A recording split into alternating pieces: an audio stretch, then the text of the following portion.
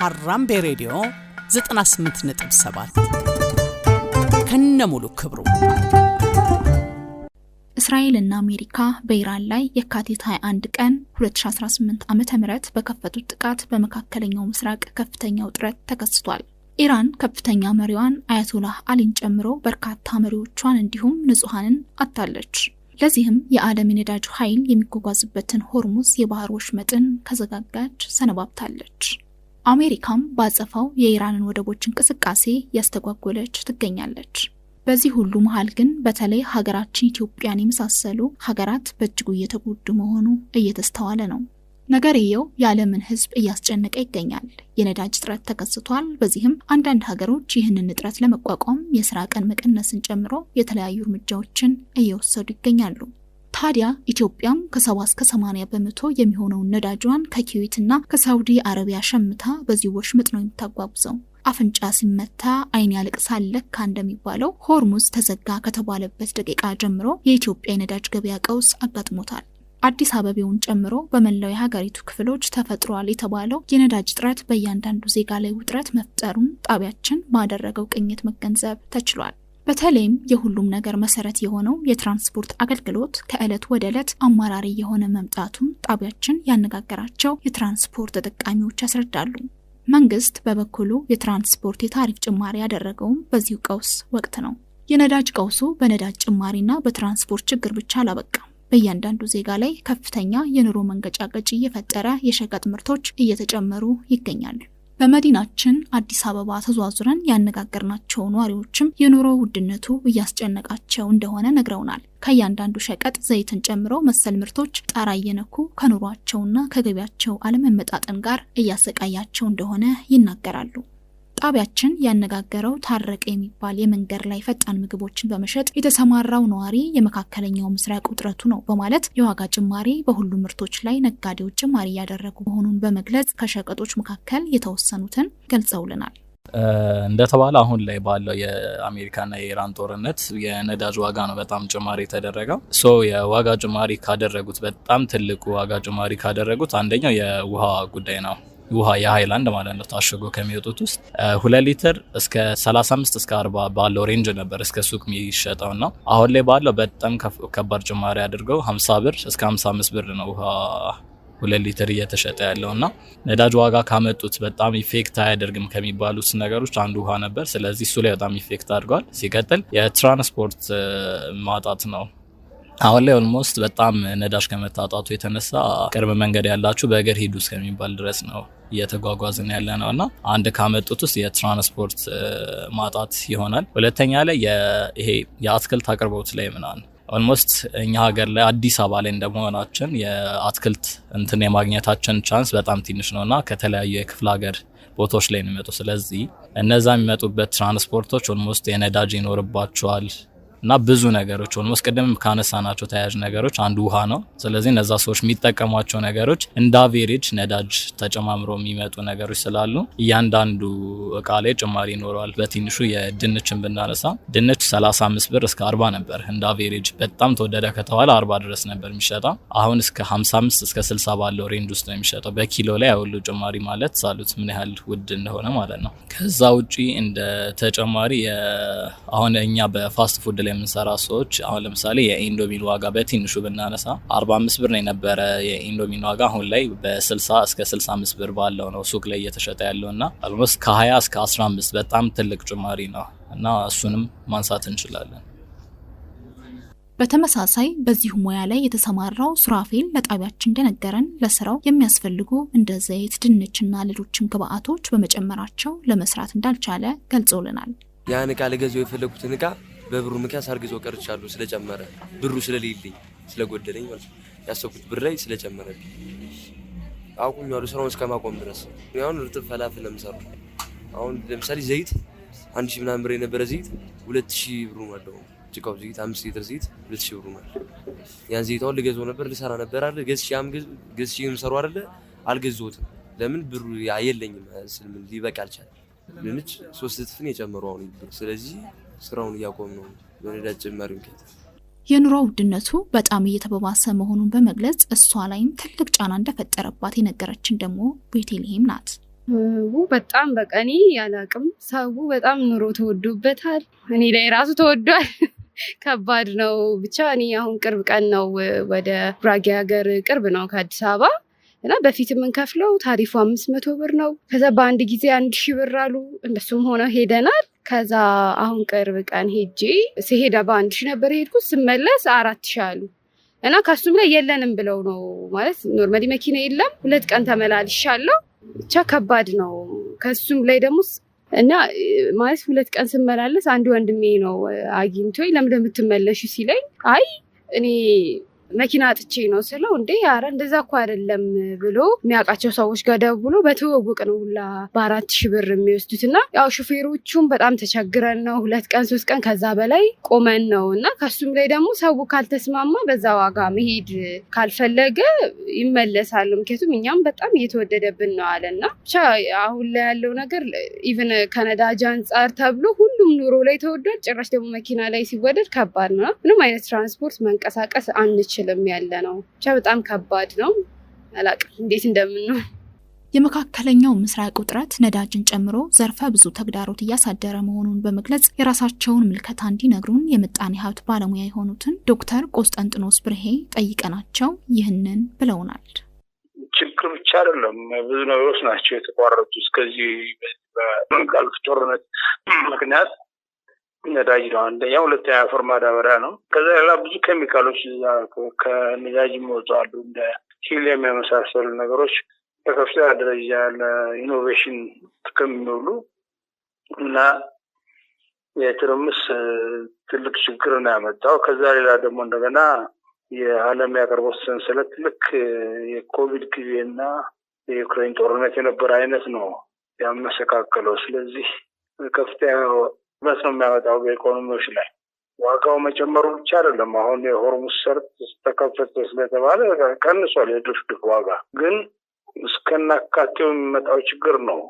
በኢትዮጵያ ያሉ ሀገሮች እና አብዛኛው የአፍሪካ ሀገሮች በተለይ የተጣራ ነዳጅ የማይመጡ ሀገሮች እሱ ደግሞ ሌላ የራሱን የቻለ ትርክት ያለው ነገር ነው። የተጣራ ነዳጅ የድፍድፍ ዋጋ አንድ አይነት ሆኖ የተጣራ ነዳጅ ደግሞ ሌላ ዋጋ ላይ ስፖርት ማርኬት ባል ነገር ነው የሚሸጠው። ግን ኢትዮጵያ ከኩዌት ጋር በስምምነት ነበር የምትገዛው። አሁን ኩዌት ለረጅም ጊዜ ማስታወሰው 50% ቅናሽ ታደርግልን ነበር። ያኔ የኢራቅ ጦርነት ጊዜ ሳዳም ሁሴን ደግሞ ኩዌትን አታክ ያደረገ ጊዜ ኢትዮጵያ ጥሩ ተሳትፎ ነበራት ኩዌትን በማገዝ እና እኔን ከዚህ አሁን እሱ ምናልባት ችግር ተፈጥሮበታል። በእርግጥ አሁን ስለተከፈተ ሰርቶ ነዳጅ ቶሎ እናገኛለን የሚል ግምት አለ። መንግስትም ከሌሎች በስፖርት ማርኬት ወይም ደግሞ ይሄ ከሌሎች ገበያዎች እየገዛ ነው ያለው። ዋናው ነገር ምንድነው? እስከናካቴው ይሄ ነገር ብዙ ጊዜ ቀውስ ያመጣው የኃይለ ሥላሴ መንግስት ጊዜ 15 ሳንቲም የነበረ 1 ሊትር ነዳጅ 10 ሳንቲም ስለተጨመረበት ነው መንግስት ያወረድ ነው። ከዛ በደርግ ጊዜም እንደዚሁ 15 ሊትር ነበር የሚፈቀድልን በሳምንት። ለዛውም ቅዳሜና እሑድ እንዳዛ አይቻልም ነበር፣ ክልክል ነበር ጠቅላላ። አሁን ደግሞ ዋጋው በከፍተኛ ደረጃ ጨምሯል። እንግዲህ ከ15 ሳንቲም 160 ብር በመግባቱ ብዙ እርምጃ ነው ያሳየው። ነዳጁ ራሱ ውድ ነው ኢትዮጵያ ውስጥ አሁን እና በዛ ውድነት ላይ ደግሞ እንደዚህ አይነት ነገር በሚጠፋበት ጊዜ የአቅርቦት ሰንሰለቶች ሀገር ውስጥ በሙሉ ይበላሻሉ። እርሻ የሚመጣው ወደ ገበያ ውስጥ ያለው ትርክት፣ ወደ እርሻ የሚሄዱ ማዳበሪያዎች እና ግብአቶች፣ ወደ ፋብሪካ የሚሄዱ ግብአቶች እና ከፋብሪካ የሚወጡ ነገሮች፣ በነዳጅ የሚሰሩ ፋብሪካዎች፣ እነዚህ ሁሉ ይጎዳሉና በኢኮኖሚው ላይ ቁጭ ብሎ ማስላት ያስፈልጋል። ውድመት ነው የሚያመጣው የሚለውን ዶክተር ቆስጠንጥኖስን ከነዳጅ ጋር ተያይዞ በከተማይቱ በሸቀጦችና በምርቶች ላይ ከፍተኛ ጭማሪ እየታየ ይገኛል። የገበያውን ሁኔታ ለመቆጣጠር ከማን ምን ይጠበቃል ብለን ለጠየቅናቸው ይህንን ብለውናል። ልክ ነው እኮ እሱ እኮ አሁን ሀገራችን ውስጥ ያለው ትልቁ ችግር እኮ መንግስት ምን ያደርግ ነው ሁሉም የሚጠይቀው ሰው። መንግስት ገበያውን ካላስቆመ በስተቀር ሌላ የሚያደርገው ነገር የለም። ለእያንዳንድ ነጋዴ እና ለእያንዳንድ ሸማች ወታደርና ፖሊስ ማስቆም አይችልም። እና ምንድነው የሚሆነው? ነጋዴው እና እነዚህ አገልግሎት አቅራቢዎች የሀገር ሰላም ሲሆን ነው መስራት የሚችሉትና ትርፋቸውን አግኝቶ መደሰት የሚችሉት። ሱዳን እኮ የፈረሰው በዚሁ ነው። በኑሮ ውድነት ምክንያት ነጋዴዎች ስማ አውጥቶ ዋጋውን ሱዳን ፈረሰ። አሁን በዓለም ውስጥ በከፍተኛ ደረጃ የተፈናቀለ ህዝብ የሱዳን ህዝብ ነው ያለው። ብዙ ሺህ የሚቆጠር ህዝብ ሞቷል። ቡርኪና ፋሶ፣ ማሊ፣ ኒጀር መንግስታት ፈርሰው ወታደር ነው የሚያስተዳድራቸው። እንደዚህ በኑሮ ውድነት የመጣ ነገር ነው። መጀመሪያ የሚጎዱት ነጋዴዎቹ ናቸው፣ ባለሀብቶቹ ናቸው። የሚዘራው የሚቀሙ ሀብታቸውን የሚያጡት እነሱ ናቸው። ይህንን ማስረገጥ ያስፈልጋል በሚዲያም በትምህርትም እንጂ መንግስት ብዙ ማድረግ አይችልም። ሌላው ግን የተደራጀ ህብረተሰብ ሊኖር ይገባል። አንዱ ትልቁ ችግራችን ሀገራችን ውስጥ አሁን የሸማቾች ማህበር አለን ኢትዮጵያ ውስጥ። የሸማቾች ማህበር ሊጠናከር ይገባል። መንግስትን ሊደግፈው ይገባል። የሸማቾች ማህበር የሚሰሩት ስራ ምንድን ነው?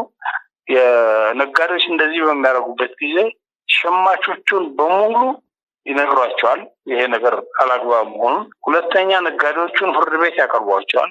ሶስተኛ ከዚህ ነጋዴዎች እቃ ማንም ሰው እንዳይገዛ ብሎ ካረጉ ፓኪስታን፣ ህንድ፣ ይሄ ባንግላዴሽ የተለመደ ነገር ነው። ነጋዴዎችን ልክ የሚያገባቸው የሸማቾች ማህበራት ናቸው። እነዚህ አይነት አሰራር ነው ሊጠቅመን የሚችል እና የተደራጀ የሲቪል ማህበረሰብ። ሁለተኛ ኢንቨስቲጌቲቭ ሚዲያ ነው። እንደናንተ ያለ ሚዲያ ሄዶ ኢንቨስቲጌት አድርጎ አሁን ለምሳሌ የሰዎችን መማረር ብቻ ማቅረብ ሳይሆን ነጋዴዎቹ እንዴት አድርገው እንደጨመሩ ገና ለገና ነዳጁ ወደፊት ይጨምራል ተብሎ ነው። ሁለተኛ ደግሞ ትንሽ ጭማሪም ሲደረግ እነሱ 3-4 እጥፍ ነው የሚያደርጉት። ሁሉም ነጋዴ አይደለም ይህን የሚያደርጉ። ግን ይህንን የሚያደርጉ ነጋዴዎች ግን ከዚህ እንዲታቀቡ ማድረግ የሚችለው ህብረተሰቡ ራሱ ነው። መጨረሻ ላይ እኮ የሚሆነው ምንድን ነው? የጨነቀው ህብረተሰብ ዝርፊያ ነው የሚሆነው። ነጋዴዎቹን ይዘርፋቸዋል እንዳለ። ስለዚህ ይህን ሊገነዘቡ ይገባል እና ኢንቨስቲጌቲቭ ሚዲያ እና የሲቪል ማህበረሰቡ ካልተጠናከሩ በስተቀር መንግስት ሊያደርግ የሚችለው ነገር ዋጋ እንዳጨምሩ፣ ዋጋ ጨምሮ የተገኘ ለፍርድ ይቀርባል፣ በህግ ይቀጣል ብሎ መናገር ነው የሚችለው መንግስት። ከዛ ላ ግን እነዚህ ነጋዴዎች ምንድን ነው የሚያደርጉት? ህግ አስከባሪዎቹን ራሳቸውንም ሊያሟላላቸው ይችላሉ። ገንዘብ ይከፍላሉ፣ ምን ይላሉ። ስለዚህ ነፃ ያወጣሉ። ከዚህ በፊትም ክቡር ጠቅላይ ሚኒስትሩ ሲናገሩ ሰምቻለሁ። አቃቤ ህጉም ዳኛውም ምንም ሁሉ ከባለ ገንዘቦች ጋር ያለው ሁኔታ ሌላ አይነት ግንኙነት ነው እና ብሎ ሲናገሩ ሰምቻቸዋለሁ። እነሱም ሁሉም ሳይሆኑ አንዳንድ ሰዎች እንዳደረጉ ሊኖሩ ይችላሉ። ግን ዋናው ነገር ህብረተሰቡ መጠናከር አለበት። እንደዚህ አይነት እኮ ጭንቀት በሚመጣበት ጊዜ እኮ አስፈቅዶም ሰላማዊ ሰልፍ መውጣት አለበት እኮ። ዝም ብሎ ብቻ ለሚዲያ ማማረር ብቻ ሳይሆን ሄዶ የመንግስት አካላትን አስፈቅዶ ኑሮ ተወደደብን ብሎ ሰላማዊ ሰልፍ መውጣት ይገባል። ከዛ በኋላ ነጋዴውም ይገባዋል። ከአሁን በኋላ መንግስት የሚወስደው እርምጃ እኛን አይምረንም የሚል ጭንቀት ውስጥ ይገባል። አሁን ያለው ሁኔታ ግን ህብረተሰቡ ዝም ብሎ ነው። ሌላ ሀገር እኮ እንደ ናይጄሪያ፣ ኬንያ 26 ሀገር አፍሪካ ውስጥ ሰርቻለሁ። እንደዚሁ ብቻ 10 ሳንቲም ጨመረ ሲባል ነዳጅ ላይ ሀገር ነው የሚቃጠለው እኮ። ሰላማዊ ሰልፍ ይወጣል፣ ሰው ሱቃቸውን ይሰባበሩባቸዋል ነጋዴዎቹን። ምንም ግብጽ 50 ዓመቱ ነው። የዳቦ ዋጋ ተቀይሮ አያውቅም። የዳቦ ግራሙ ተቀይሮ አያውቅም። ህብረተሰቡ ጠንካራ የመሰባሰብ ሁኔታ አለው። ሀገራችን ግን ያው በደርግ ዘመን ህብረተሰቡን አደቀቁት። የህብረተሰብ እነዚህ ድሮች ማህበራት የሚባሉ ሰው የሚሰባሰብባቸው፣ ከዛም በኋላ በዛው ቀጠለ። ግን አሁን ለመንግስት አቤት ለማለት እንዲሁ በሚዲያ ማማረር ብቻ ሳይሆን ህዝቡ ሰብሰብ ብሎ ባሉት የሲቪል ማህበራት በኩል እያስፈቀደ ሰላማዊ ሰልፍ እየወጣ ነጋዴዎቹን ሊያስጠነቅቃቸው ይገባል። ማስጠንቀቅ ማለት ምንድነው? አንደኛ ህግ ቦታ እንወስዳቸዋለን፣ ሁለተኛ ለመንግስት እንጠቁማቸዋለን። ነጋዴው እኮ ለሚዲያ ከሚናገር እኮ ለምንድን ነው አቅራቢያው የሚገኝ የመንግስት ቢሮ ሄዶ ፖሊስ ሄዶ እንደዚህ አይነት ዋጋ ጨምረውብናል እና አግባብ አይደለም ቢሉ እኮ የንግድ ቢሮዎች፣ የመን ቢሮዎች ማለት ነገር አለ። አዲስ አበባ ከተማ የሌለው ቢሮ የለም።